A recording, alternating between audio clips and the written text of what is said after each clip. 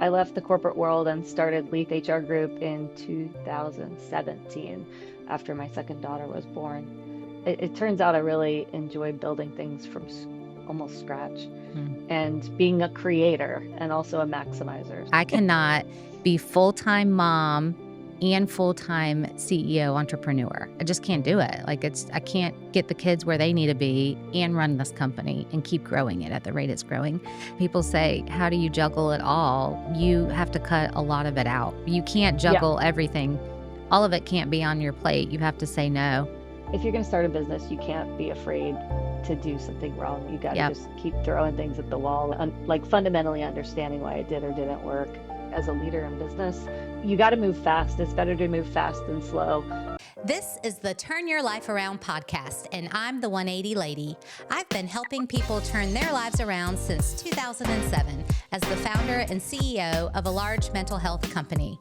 The purpose of this podcast is to have meaningful conversations with old friends and new friends, everyday people just like you and me, about how they turn their lives around. We'll discuss all things mental health, fitness, finances, relationships, parenting, spirituality, you name it. My hope is that you can take something away that will encourage you today.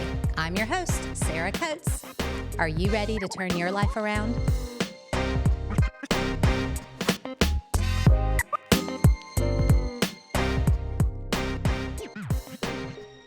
Hello, welcome to the podcast. I'm really excited to introduce our guest for today's episode. She is a mover and a shaker out of Wilmington, North Carolina. Lisa Leath, welcome to the podcast. Yay! Thank you. Hey, if you want, just share a little bit with the audience who you are, where you're from. Cool. Yeah, I'm Lisa Lee. Thanks for having me on the Turn Your Life Around podcast. I love what 180 Counseling does, and so it's really fun to be with you here today. I'm a big supporter of your business. Yeah, I'm Lisa. I've been in North Carolina since 2008. I consider myself a Southerner at this point.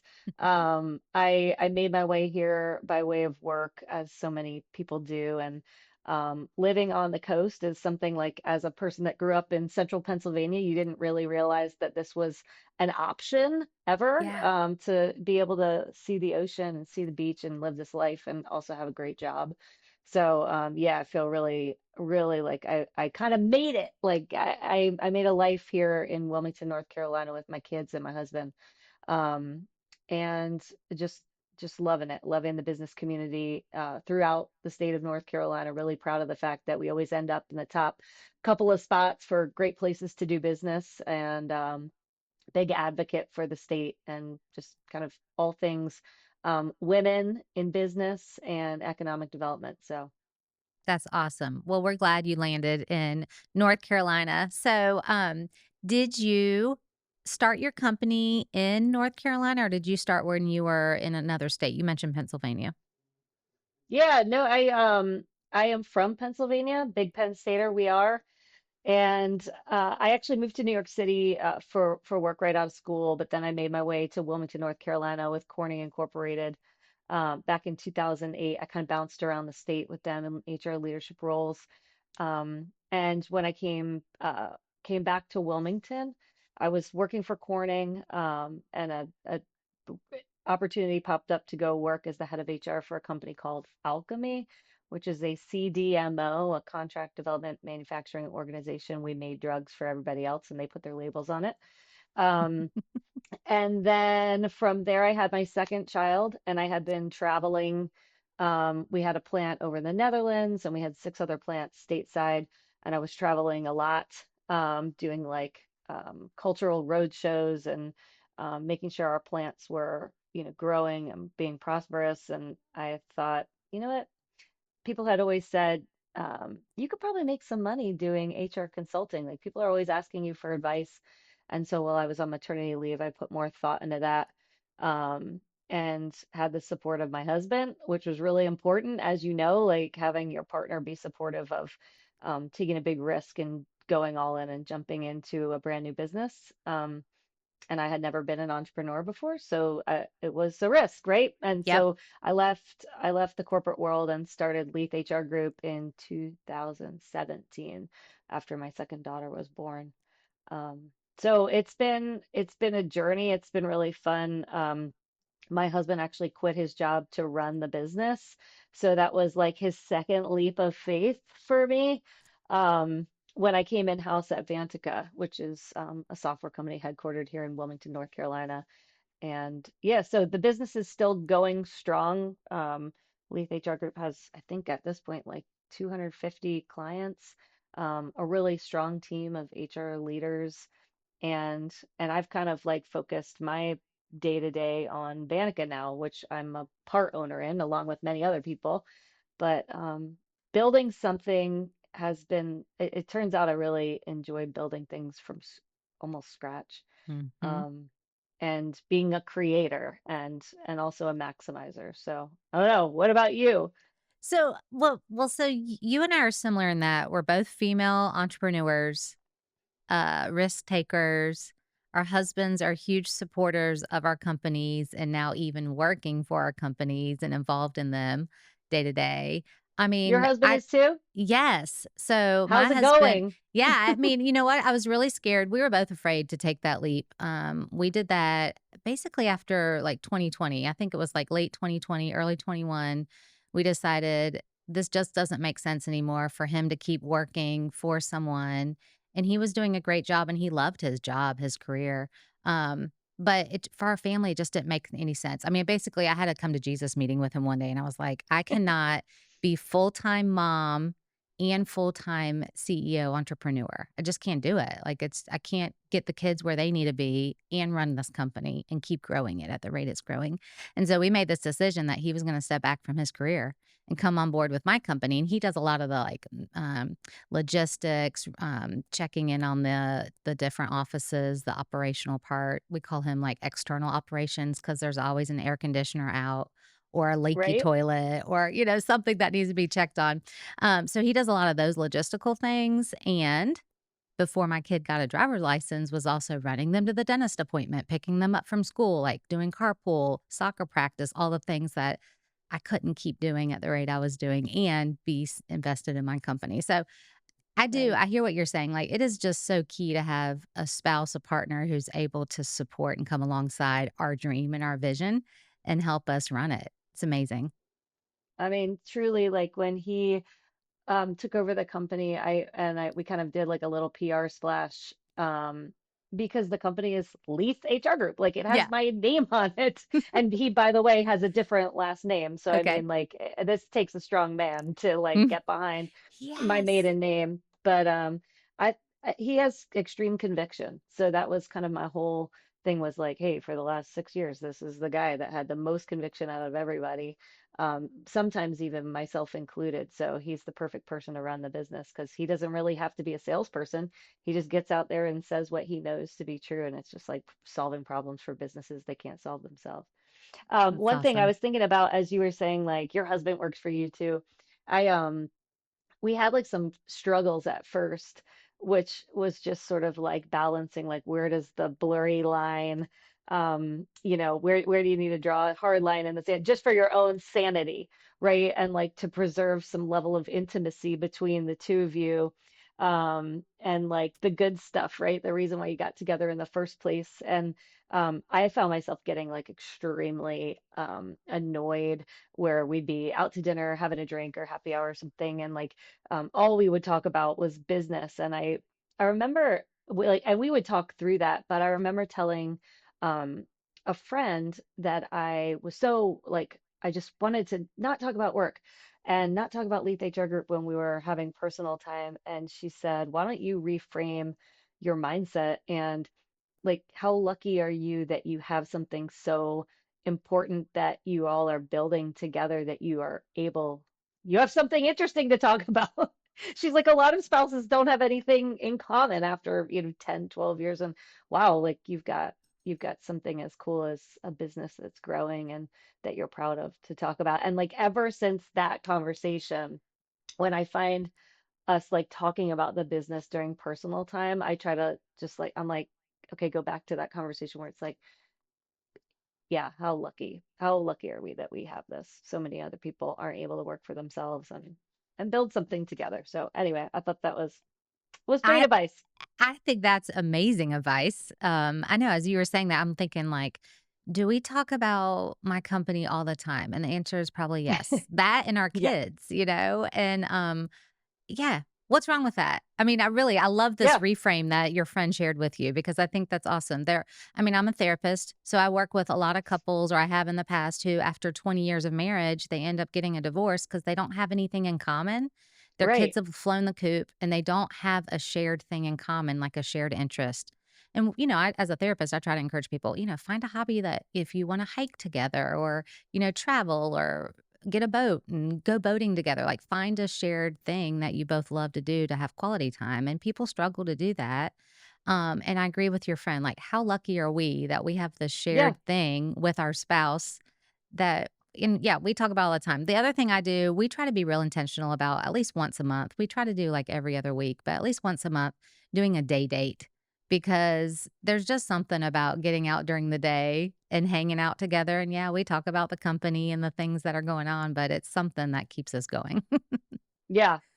Yeah. Well, and I don't know about you guys. I feel like half of our night dates are either Chamber of Commerce Yes. events Yes, and like exactly. all the non-sexy Networking. things.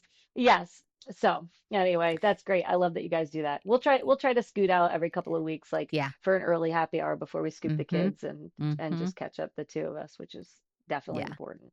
My Yeah. grandmother always said they're still married. They're like in their mid 90s now. She actually lives really close to your office Yeah. in Cary, but she always has said, like for the 40 some years I've been alive, like you have to make time for your spouse. And I always think about that. You really do, because the second that's like low priority is the second you're doomed. Well, yeah, that's true. That is true. So. Do you have how old are your kids? Are they younger or older? I feel like they're older, but I guess it's all relative, right? Like, Yeah. I have two girls. One is turning 10 in a couple of weeks, and one is 7 years old. And I woke up the other night, like thinking about the 10-year-old in the middle of the night, like, oh my God, she's gonna leave me in 8 years. So I'm scared. Look, yeah. I have a 16-year-old. She's gonna leave me soon. She's in Oh her junior year no. of high school and we're talking about all the things and it's a very I told one of my therapists, I said, I have to come sit on your couch. Like I think I'm in this Yeah. stage of like grief before the thing actually happens. Like I know I want her to fly and grow her wings and be independent of me, but I also don't want her to leave in a very like mommy selfish way. So it's like this whole Well, thing. yeah, you've got my phone number. So if that session works out, I'm in the pre-grieving You stages are. already at age 10. Yeah. So like Yeah. hook me up with her. I'll give you a piece of advice somebody shared with me and I didn't know it until I was in it. Your kids leave you way before 18. Like about 15, 16, they are gone. Like I hardly see them because they're in school Oh. or they are out with their friends. And I'm like, all they do is sleep here sometimes. Half the time they're at somebody else's house. And so yeah, it's a whole thing. They leave you way before. So there's a little piece of advice before that. They're prepping us mentally, Yeah, yeah, by ignoring definitely. us for several years. Yeah. So, how do you juggle? I mean, you have these two companies, Leath HR and Vantaca. How do you juggle these two major companies and a mom and a home life? Like, how are you doing all the things? I just quit like one of my boards. I honestly there got to a point, to be honest. I thought I was doing a great job juggling everything. But there got to a point about 6 months ago or so where both my husband and my mom looked at me and they were like, there's there's something going on and you need to look at yourself in the mirror. Like you're snapping at people. I think the way that I deal with having maybe too many things on my plate, and I can never kind of see it super clearly, but Yeah. when your spouse and your own mother look at you and say like you're kind of being mean. Mm-hmm. I had to, I mean, my feelings got hurt, right? But I'm so glad that they said it to me. Um, because when you objectively look at your life and you see like the most important things are yeah, building the businesses, but the most important things are, spending these 15 years or 18 years Yep. with your kids and like making sure they're getting their homework done, making sure that you are, just like getting some QT with them, even if it's hanging out with them in the yard or Mhm. whatever. I was just missing things. And I was agitated. So I started quitting things. Yeah. I just honestly, like even today, I felt really bad, but like I looked at, our collective schedules for the evenings this week, and it's like I have a 3-hour honor foundation presentation tomorrow night where I'm volunteering. And then, Wednesday was like a networking event with a law firm in town, and Thursday is a oyster roast with another law firm. And like I had to just literally go through and be like, I'm sorry, I'm prioritizing my kids Yeah. this week and I'm not going to be able to attend. Like, my apologies, but also it is what it is. And I'm putting my family first, but also still sort of like figuring out what's most important. My main focus, right, is Vantaca. And so we're trying to build basically a $1 billion software company out of little old Wilmington, North Carolina. Yeah. And the journey so far over the last 3 years I've been involved has been, I mean, just a real learning journey for me. I've never done this before. I'm surrounded with some people that have and some people that haven't, and we're all kind of learning together. Yeah. Um, but that's the learning aspect takes a lot of time too. So in addition to sort of like being a good business partner for my CEO and all my colleagues on the leadership team at Vantaca, owning Leath HR Group, which thank God under the guidance of like my husband, he doesn't need a whole lot of like oversight, but we talk about it right when we Yeah. get home, and I'm still the owner. But then being the chair of the Wilmington Chamber of Commerce, the board chair, that has been a big lift this year. So like quitting other boards that I'm on, I just have had to do it, and also like being okay with saying no, which is really hard for me because I am a people pleaser and I want people to like me and I want to be involved and I want to like, be part of the conversation, and shaping the future of Wilmington, the business community here. And so saying no is hard, Yeah. but I also realize it's for my own good, like Yeah. selfishly. No, I hear that loud and clear. I think that that's the key is people say, how do you juggle it all? Well, you have to cut a lot of it out. I mean, you can't Yeah. juggle everything. All of it can't be on your plate. You have to say no. And that's so wise of you to have these strong boundaries of like, I can do this and this, but I can't do 15 of those things and just say Yeah, no and or I'll being never see my comfortable. kids, No, right? I know. Yeah, Well, even if you didn't have children, you might have 15 opportunities that all want a piece of you, and you can't do 15 in a week because maybe there's only 5 days in a work week, and right. so it's like you would still have to say no to somebody at some point, even if you didn't have children. That is true. That is very true. And yeah, exactly. I think another piece of it too is like you said, cutting out some of the noise, but I mean that even like goes into my personal life, like not just saying no to things that are related to business or networking. But I found myself for the first time in 40 something years that I cut two people out of my life this year, like that used to be good friends. And kind of like talk through it with my husband. And it's like, what are they bringing to me? Am I just Mm, giving, or like, or am I getting something? Am I learning something? Am I growing as a person because of my relationship with them? And I wasn't. And so honestly, it's like they were taking up time too. So kind of yeah. like looking both professionally and personally and seeing who's sucking the energy from you and are you getting energy in return. It's Mhm. been a really interesting year for me, but I definitely feel much happier sort of looking back than at the beginning of this year. So, Yeah. Yeah. No, I think that's wise too. You're right. Not just cutting things out and events and opportunities, but also sometimes you have to cut people out, and not in a mean way. It just means, like, they no, just like you said, they're not serving a place in your life anymore that's beneficial, um, and that's just part of life. That's part of boundary yeah, setting. That's why it's hard for yeah, people pleasers to do that because you don't wanna yeah, tell it was so somebody. hard. Yeah, Oh yeah, God. yeah. Yeah, I mean, it's so anyway, I Do guess you it's called a part of getting old.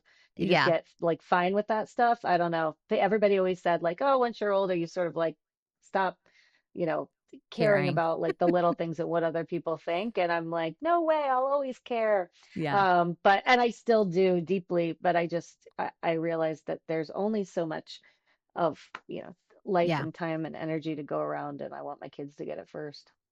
Well, and maybe you feel this way. I feel this way as when it comes to like that kind of stuff, setting boundaries with people and things and events and opportunities is like I have this company that has grown really large and has afforded us this really great life. I want to Mm. actually enjoy it. Like, I want Yeah. to be able to have peace, right? In the thing that Yeah. we've created, and enjoy it. And if you're so bogged down with all these things and all the stuff that needs your attention, then you don't have time and space to enjoy what you've created, which is hopefully Yeah. like a peaceful existence. And so you have to say no. Because I don't know about you if you feel this way, but sometimes I feel like everybody and everything needs a piece of me, and I can't give it to everybody. You can't. There Mm-mm. is something about the hustle though that like brings me joy. Like I want to enjoy the fruits of everything that I'm helping to build.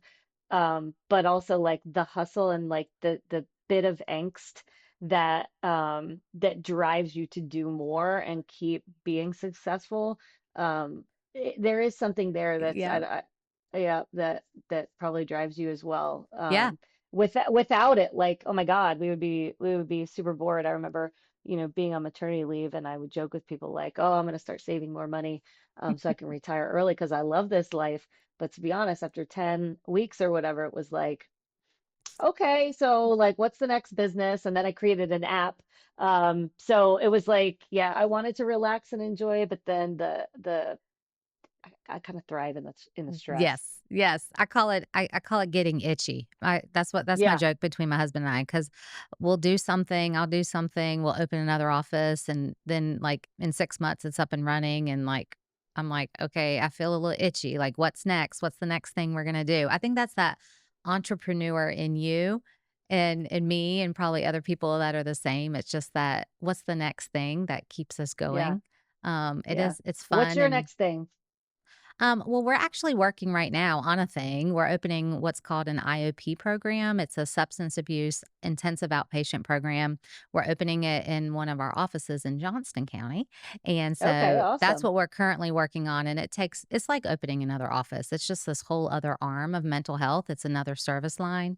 And so that's what we're working on. And that's taking a lot of my time and it's wearing me out. And I'm thinking, I cannot wait to get this thing launched and then just sit for a minute and then we'll be on to the next thing. Probably another office. Right. Yeah, Well, yeah. that's probably so, there's probably different regulations and There like is. facilities that you need, and It's very I can't different than even, yeah, opening. Yeah, yeah. Like the yeah, office, opening another outpatient office is kind of like, I mean, I don't want to say it is, but it's sort of like I could do it in my sleep. Like I know what to do. We've done it a dozen times already. And so yeah. this is different. It's very different. So it's okay, but wait, Well, good luck. thank you. I heard you say something a minute ago on maternity leave or after you started an app. So tell us about that. I did. Yeah, I started an app. This is a story of complete failure. So I cried the day that we finally said time to shut Mm, it down. But I actually I had a client with my HR company, they other Penn Staters, and we went out for coffee and they were software developers and they said, "Hey, we've got this framework. Like, what do you think?" And I said, "Hey, I've actually been kind of creating this skeleton version of an employee to manager feedback app. And so for the next 2 years, I architected an employee feedback app, and it was really meant to target healthcare, really mm, specifically like in hospitals, these nurse managers that have 70 direct reports. right. And they're supposed to be managing schedules, looking at, quality of care, but then also just like checking in on their nurses who, by the way, we're completely like compassion fatigued and regular fatigued. Yeah. And so the whole point was to quickly give, everybody's got their phones on them at any time. So if they were headed to the restroom to like go Mm, to the bathroom real quick, they could, answer a couple of curated questions that the managers could pop out there for them. And it was kind of like you're walking to your car, you get it, you give the feedback. So it's kind of like a virtual check-in with like curated questions that I know kind of pull the right things out of people as an HR person for 20 years. mhm, mhm. And my whole thing was the most important thing you can do as a manager or a leader in your company is to carve out, a good 20% of your week to just be touching base with your direct reports or the rest of the team. and just like checking in on their wellness and getting to know them, right? Just like building basic rapport and Mm-hmm. making them feel noticed. So that was the whole concept. I do think, the failure to launch was one because it wasn't my primary focus. Two, and we didn't have like a dedicated CEO to really go attack the thing. Two, we weren't well capitalized, so like paying fees to, be an add-on in like some of the HR systems that you could pay to basically be an option for their clients to tap into.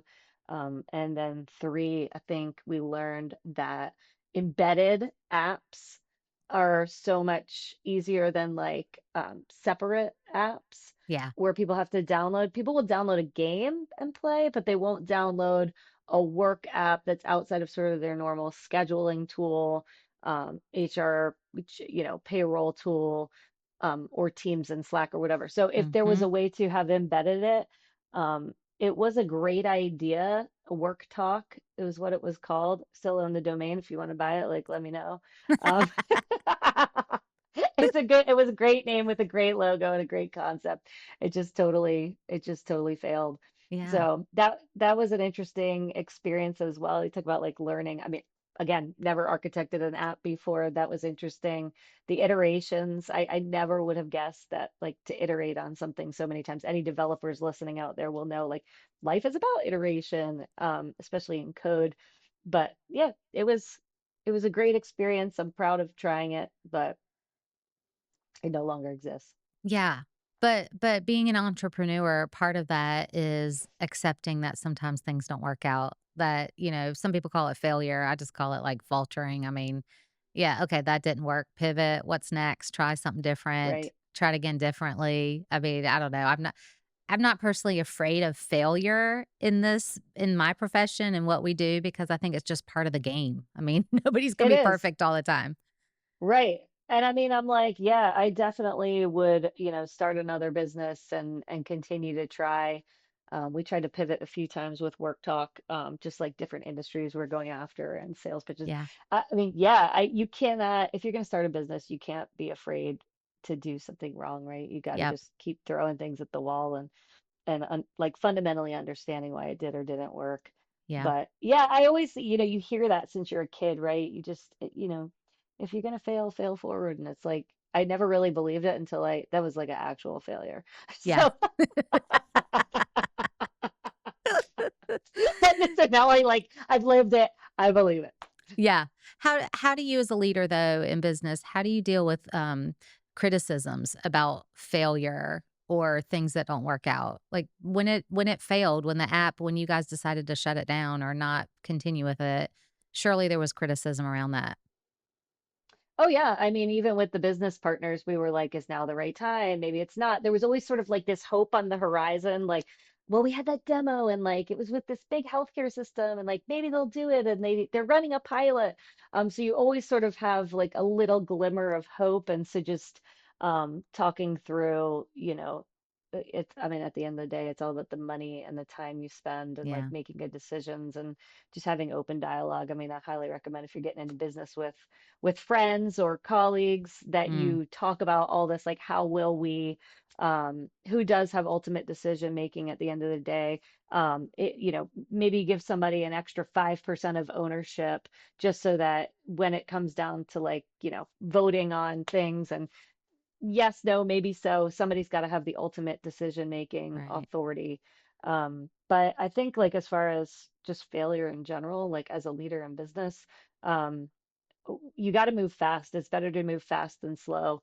Somebody on my team the other day, Graham, you know him. Mhm. He loves to quote sports coaches, and he said, "Move quick, but don't hurry." And I love that. And that's kind of how we operate around here at Vantaca. It's like, all right, try it. Let's talk about it. We experiment. We love experimenting, even with like putting people into roles that they think they might be Mhm. interested in. It's like, hey, let's try it. If it doesn't Right. work out, you're not the right person for that seat, then we'll find you another seat if you're the right person for Vantaca. Right. So even with like actual um, putting the humans into the roles across the company as we grow, and there's like a new role popping up every single day. Yeah. We just try to keep the dialogue open. Mhm. Mhm. Yeah, I like that. Be quick, but don't hurry. I do think that as a leader, as a business owner, you just have to be real decisive. And maybe Hmm. you're decisive and it's not the right decision, but you have to, because if you dilly dally, if you wait for all the processes to be in place, then the opportunity might pass by. And so I feel I'm that kind of individual. Like, go, go, go, make the decision. Like, let's just try it. Let's just try it. And Yeah, if it doesn't work out, like you said, we'll find a different seat. We'll find a different role. We'll shift, we'll pivot. It's all going to be okay, but you just have to yeah. move. Yeah. We'll figure it out. I think that's the biggest struggle with most people in general. I would say no matter what industry, no matter what size organization, people just generally it's hard to live in the gray. Mm, And you're probably super comfortable living in the gray and being decisive and like, well, we don't know like the next 10 steps, but we do know the next three. So we're just gonna like we're gonna go off our intuition and like really work very hard to get the next 10 sorted out soon. But a lot of people cannot live in that yeah. gray. They need to have stability. They need to know precisely what's next. And especially at Vantaca and then with Leath HR Group, where we're consulting across all different companies, like you cannot possibly know. And so having it's a little bit hard to also gauge an interview process too. Like, are you an adaptable human? Are you okay with Yes. change? Do you have a tolerant? Do you have an appetite for change? How do you deal with change? Because people can have great answers, but the reality is it makes them uncomfortable and it gives them anxiety and they operate kind of at low productivity during times of great change. So Mm, that's kind of an iterative process as well as finding the right people for a team that's moving quick. mm, yeah, for sure. So, how did you get into Vantica? Because that's your other company. Vantica, yeah. So I'm the chief people officer at Vantica, and so the founder Dave Sawyer and I actually went to the same little high school in upstate New York, a few years apart. But we met each other in Wilmington, North Carolina, and when I had first started Leath HR Group, and so he became a client of mine, and we kind of came. We'd see each other around town, and he'd say, "When are you going to come work for me?" And I'd say, whenever you have like a chief people officer role. And he'd say, okay, well, we'll stay in touch. And then we'd see each other. And so we're both Corning West Vikings from Corning, New York, and kept up and would run into each other around town. I always thought he was a phenomenal businessman. He is. I don't have to say that he's proved that time and time again, but I always liked Dave. And I came and I started consulting for Vanica in 2021, and we had about 50-ish team members, and they had these grand plans to grow, grow, grow, and take over market share. And we work in this very niche vertical, the community management industry. We provide like a financial ERP and payment solution for community management companies, which Okay. basically manage your HOAs. Right, right. Um, and there's just like a ton of money going in and out of these HOAs. It's wild. Yeah, Um, so it's a interesting, fun little industry. Everybody knows each other really well, and the more I sat through the quarterly planning sessions, I really bought into this. Um, I bought into it because I could see the results. Like we'd say, hey, here's the 5 or 10 most important things we're going to do as a leadership team in a company this quarter. And then we'd come back a quarter later and we'd say, we did 9 out of 10 of them.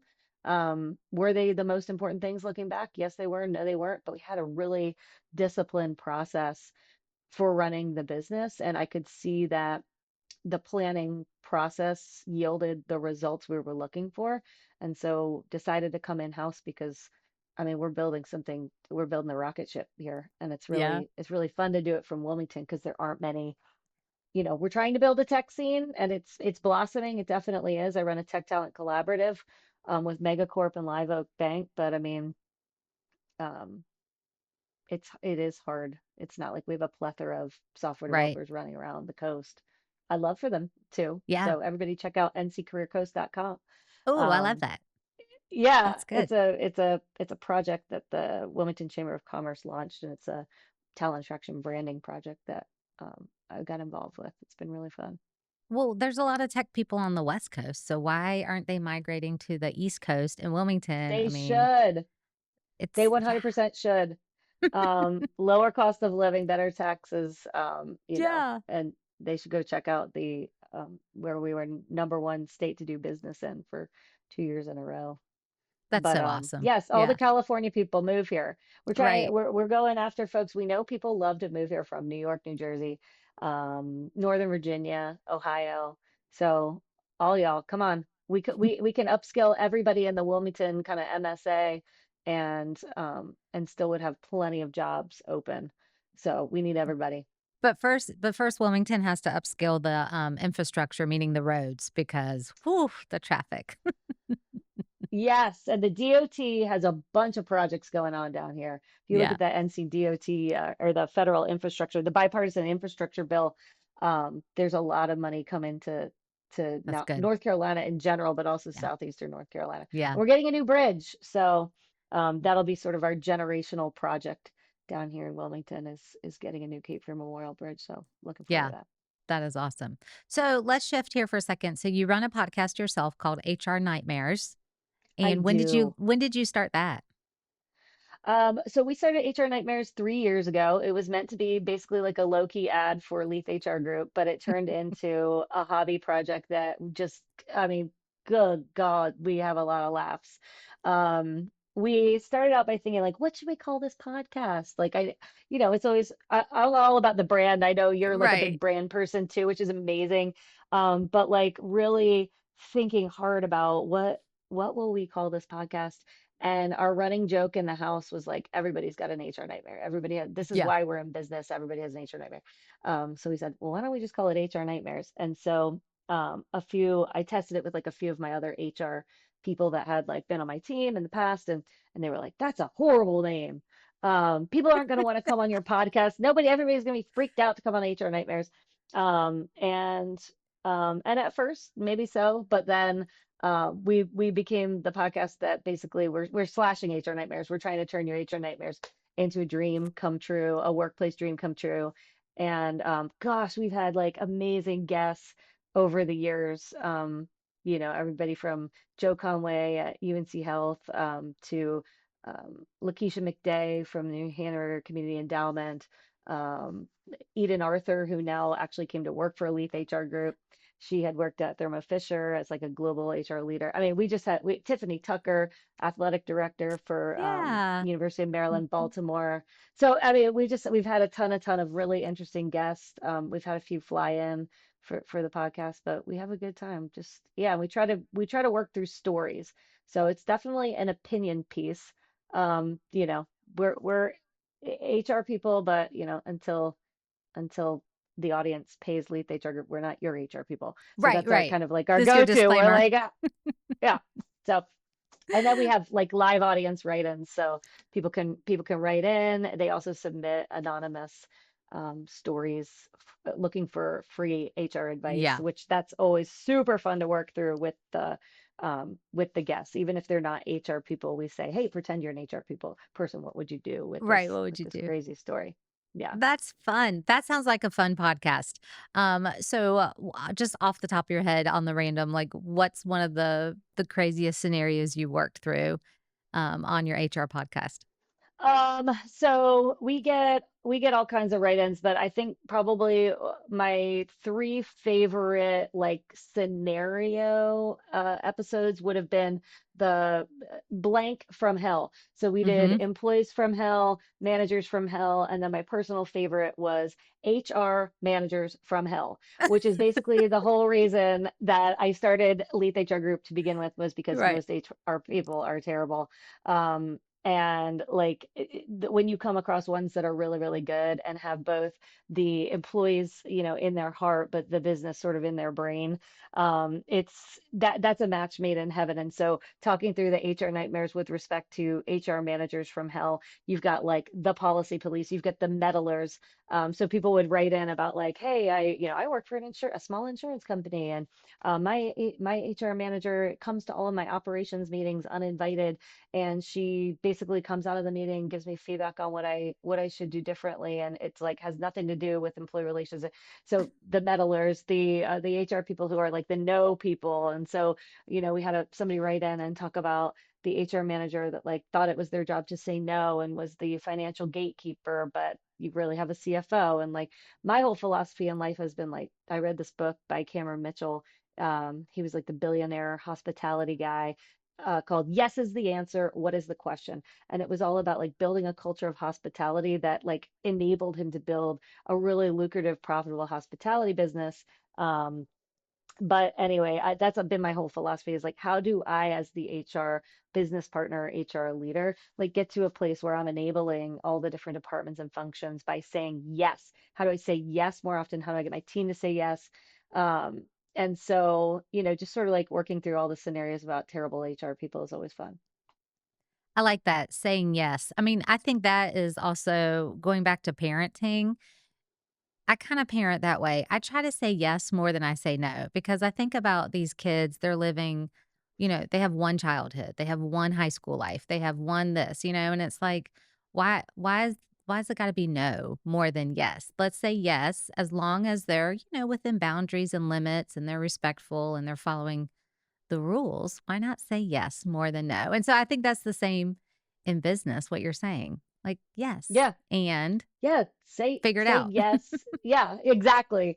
Because a lot of times we say no because it's going to be hard or it's going to cost money or we, don't have the staffing. And it's like, well, just like you're in your own box. Whatever parameters you're working within, they are completely self-imposed. So figure out a way, especially in a fast-growing business, figure out a way to blow the box up. And, doesn't mean you have to Yeah. spend more time, more money all the time. Just like think differently. Yeah. No, and I just had this thought because you said yes, and you were talking about being in the box. It's like, yes, and okay, I like your idea. Yes, and figure it out within these parameters. Figure it out Yeah. and let's do it. But that's that gray area we were talking about a minute ago. Because some people say Yeah. no because it's anxious, it's anxiety provoking to think outside the box or be in the gray area. They automatically say, no, we can't do that. Well, why not? Yes, we can. Let's figure it out. Yeah. Or they're not creators. And Hmm. so like I think and sometimes I take, I take for granted like the way that we are, which is we take a lot of it comes easy to us. Like we're always thinking about like what's the next idea, what's the next, and I'm not saying it's popcorn by any means, but it's Mm-mm. easier to create for me than I think it is for many others. And so I don't fully like appreciate that sometimes when I ask Mhm. others to be more strategic. Um, and some people cannot they just will never be like the big strategic brain in the room, but a lot of people, conversely they'll be amazing executors. And Right. so, sustaining a new initiative is sometimes harder than creating a new initiative. So you need those executors, strong executors on your team that move with pace, Yep. appreciate and respect your ideas, and we'll figure out how to get it done. But sometimes we do need to give more details of like how we're going to get it done and Yeah. what the possibilities could look like because sometimes Yeah. people just can't come up with them. No, no, you're right, right. They're not that creative brain. They have to have the logistics laid out for them, Yeah. to come alongside your idea. So, question for you. What would you say? Because there's a lot of UNC students in your area, UNCW students that probably want to stay and grow in Wilmington.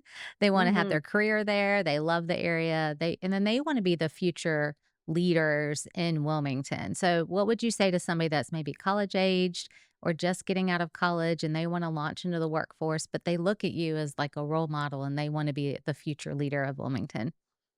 That's I hope that's true. They um do. Well, so the beautiful thing, and I say this a lot to kind of mid-level career folks who are thinking about moving to Wilmington is a relatively easy community to become a leader in. There are many really reputable not-for-profits that you can volunteer on and get some leadership experience and get exposure across the community to folks from other businesses that you might not even know exist. Hmm. Um, you know, I think one of the things that we're doing really well here in Wilmington. The chamber has created a program for seventh graders, which is as early as you could probably get to do career exploration days. And so Hmm. I think this next generation of young people will have had more exposure to the career opportunities in the Wilmington area than, let's say, somebody who maybe moved here last year to be a freshman at UNCW. For those folks, I highly encourage them to go to nccareercoast.com, which scrapes all the local jobs and kind of buckets them into key industries in the Wilmington area, everything from energy and logistics, which, by the way, like logistics is blowing up. Our ports is Hmm. one of the best ports in the whole United States. Right. And so, along with having a great port, you've got to have great logistics companies. And so, they're blowing up folks like Megacorp. They're hiring hundreds and hundreds of people. Then you've got the energy with GE. Renova, I think is the new name. It's the GE Nuclear, where they're building little nuclear reactors and moving hundreds of people to Wilmington to go work out there in Castle Hayne and get national Hmm. family wage family sustaining wages. You've got Corning Incorporated that's here building fiber. That's my alma mater. Great people, powering the world so that we can do stuff like this and run Mm-hmm. podcasts through the internet, through broadband. You've got sectors like blue energy, where the UNCW is leading the way and figuring out how you take things like algae and turn them into medicines, Yeah. and turn some of the stuff that's happening in the ocean into energy. You've got technology, so fintech companies like Encino, that's your unicorn company, Vantaca, who will hopefully be the next big success story in the fintech space. Aperture, Ohana Fi, Untapped, sold a few years ago. So you got a big fintech space here in Wilmington. Healthcare. Oh my gosh, everybody go into healthcare, please, like for the good of humanity.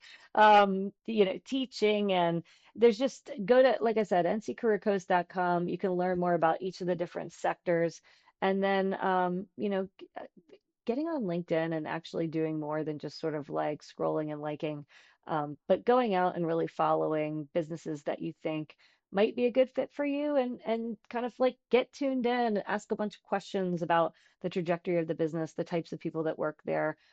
Maybe your dad's a salesperson, your mom's a salesperson, you thought you'd always go into sales. Well, maybe check out like some finance classes, and don't be afraid to ask, like, hey, would it be okay to come in and do an exploratory interview with somebody at your business? And um, I think, getting involved with things like the Young Professionals Council through the chamber is really good. We have guest speakers come in, everybody from the district attorney to the regional economist from UNCW to CEOs and industry and sector leaders in our community. Meet them, right? Like, show up.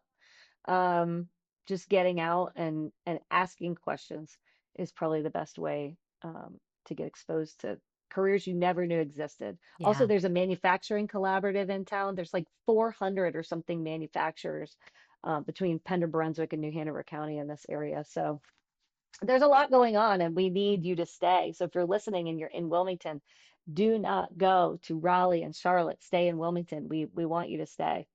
I mean, I agree, like, don't go to Raleigh. Raleigh's crowded enough as it is. I don't live in Charlotte, but I'm in the Raleigh area, it's bonkers. But I love North Carolina because you just said it, like, Charlotte, Raleigh, Wilmington, I mean, these are hot spots to live and work, and if you choose to raise a family, it's just great. I mean, I don't know. I just think North Carolina is the best state in the whole United States.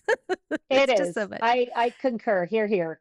Yeah, yeah, yeah. But no, those are great suggestions for young listeners listening. I know we have, young listeners listening, meaning young people just venturing now into their career life, young 20 somethings. And Wilmington's a great place. So that's so great. Say the website again, the Career Coast. Yeah, NC Career Coast. So we're trying Yeah. to get away from the Cape Fear brand because it sounds scary, and no one knows what Oh, it is besides a 90s movie. yeah. So we're transitioning. We did like all these focus groups and hired an ad agency that's really famous for doing talent attraction campaigns. And we came up with we're NC's Career Coast. That's funny. Yeah, you're right. 20 somethings wouldn't even probably know the movie Cape Fear. Oh, And thanks no. Hollywood for screwing up our area. Yeah. It's still the Cape Fear River. It's a great That river, that's but right, right. also it's the Career Coast.